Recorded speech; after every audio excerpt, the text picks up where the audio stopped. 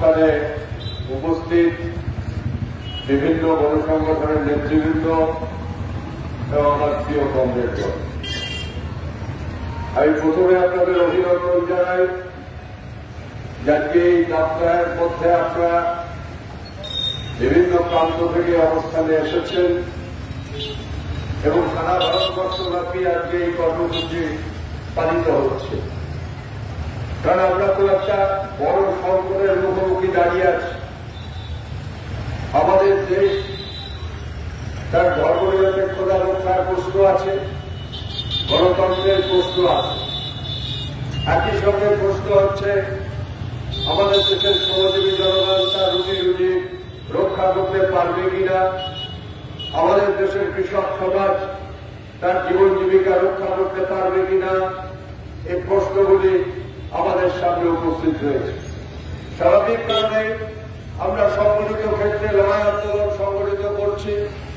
আমাদের জেলায় NTPC, PdCl, cement কারখানা, আমাদের জেলায় বিদ্যুতের সঙ্গে যুক্ত যারা আছেন তারা তাদের নিজের নিজের ক্ষেত্রে লড়াই করছেন, সংগ্রাম করছেন, আন্দোলন করছেন।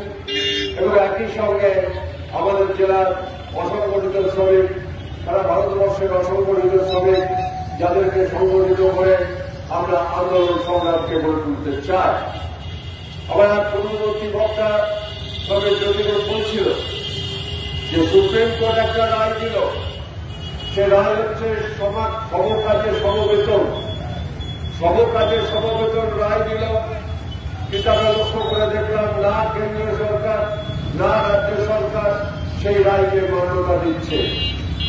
আমরা লক্ষ্য করে দেখলাম রাজ্য সরকারে হাজার হাজার সিভিক পুলিশ লাগিয়েছে।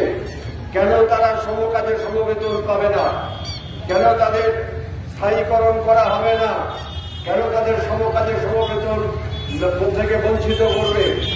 আমাদের দেশের সমস্ত ক্ষেত্রে স্থায়ী লোক নিয়োগ না করে অস্থায়ী লোক নিয়োগ করছে অল্প পয়সায় এবং সমকাজে সমবেতনই পাচ্ছে না।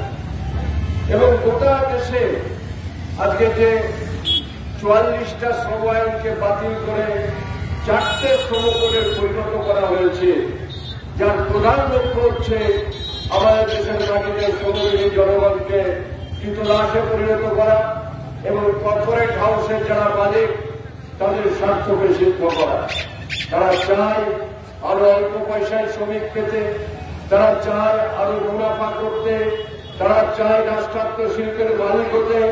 আমাদের দেশের প্রধানমন্ত্রী নরেন্দ্র মোদী সেই সুযোগ আমাদের দেশের কর্পোরেট হাউস, বিদেশের যারা পুঁজিপতি তাদেরকে সেই সুযোগ করে দিচ্ছে। আমাদের রাজ্যের মুখ্যমন্ত্রী মমতা ব্যানার্জি একটা 11 বছর 12 বছরে একটা শিল্প করলেন না, কিন্তু আমাদের রাজ্যের যে সরকারি শিল্পগুলি আছে তাকে বেসরকারি হাতে তুলে দেওয়ার সমস্ত ব্যবস্থা করছে এবং একটা ভয়ঙ্কর চেহারা দিচ্ছে। সারা দেশের বেকার ছেলে মেয়ে তারা হাউতাস করছে, বেকারিত্বের যন্ত্রণায় ছটফট করছে। আজকে কোথায় কাজ পাবে?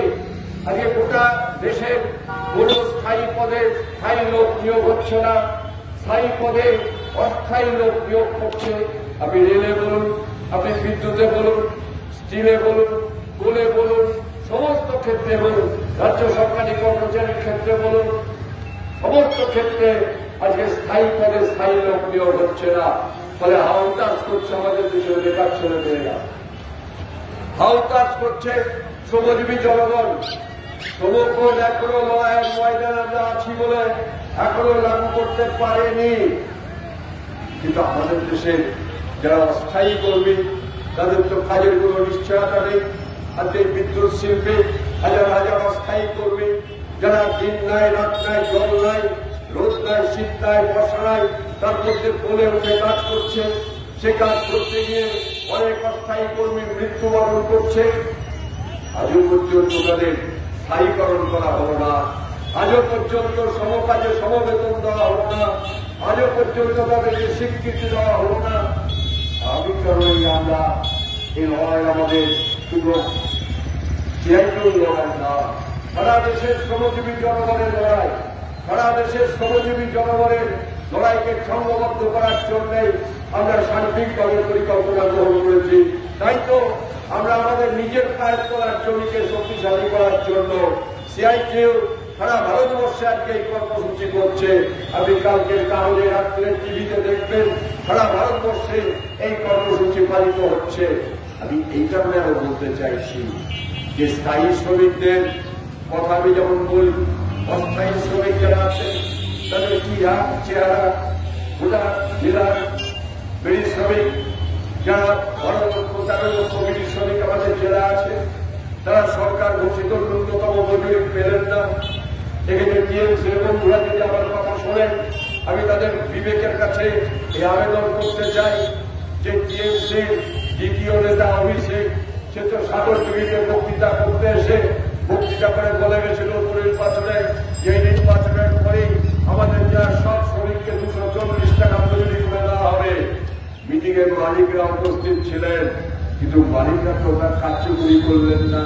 আসলে এরা মিথ্যে কথা বলেন, এরা বারবার মানুষকে বিভ্রান্ত করে, এরা বারবার বিচারিতা করে এবং সেই কারণের জন্যই এদের বাঁচার পথ একটাই, তা হল মেরুকরণের রাজনীতি।